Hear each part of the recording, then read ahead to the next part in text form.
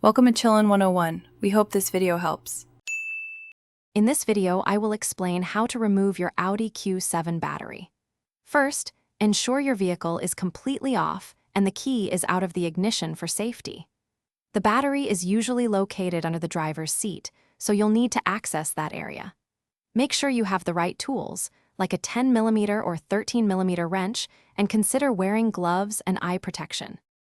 Now, let's get to the battery. Start by moving the driver's seat all the way forward to give yourself ample working space. Next, carefully remove the floor mat from the driver's side. Gently lift the carpet to expose the battery compartment. You'll then need to unfasten any clips or screws holding the battery access panel in place to reveal the battery itself. With the battery exposed, it's time to disconnect it. Always start by disconnecting the negative terminal first, usually marked with a minus sign. Then, proceed to disconnect the positive terminal.